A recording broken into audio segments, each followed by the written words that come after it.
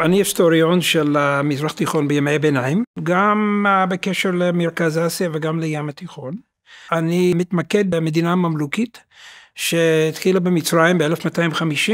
המילה ממלוק זאת אומרת נרכש או נשלט. קנו אותם או הביאו אותם פה כעבדים צעירים, עבדים נערים, אפילו ילדים. בעיקר מהערבות של מרכז אסיה. הסלמו אותם, למדו קצת ערבית.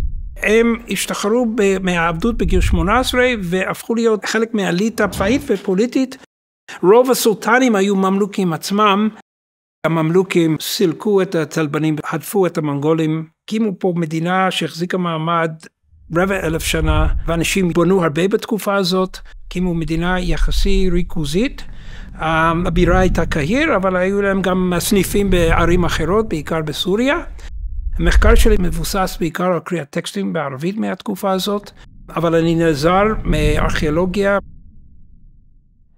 במקרה פה בקמפוס של הר הצופים יש לנו בניין יפהפה, בניין איינשטיין, ויש פה אלמנטים ממש של התקופה הממלוכית. זה כולל כתובת, צבע, המשחק היפה הזה בין אבנים שחורות ולבנות וורודות. יש מוקרנס, זאת אומרת הנטיפים שרואים מלמעלה, פה זה מאוד מסוגנן, אבל רואים את זה היטב. יש מקדימה מה שנקרא גם מסטבה, זאת אומרת הספסלים מאבן, שזה מאוד מאפיין את התקופה. אם רואים את הבניינים הממלוכים בעיר העתיקה, פה בסכוליון נכנסתי לתחום שהוא היה קצת חדש בשבילי, לראות איך הממלוכים עצמם ראו את העבר שלהם, איך כל הנושא של העבדות הצבאית, מאיפה הם באו ממרכז אסיה. זה מאוד מעניין לראות איך בתקופה הממלוכית תסתכלו על תולדות ארץ ישראל, עוד לפני האסלאם, למשל, עוד בתקופה המקראית, מה הם יודעים על הרומים, מה הם יודעים על היוונים.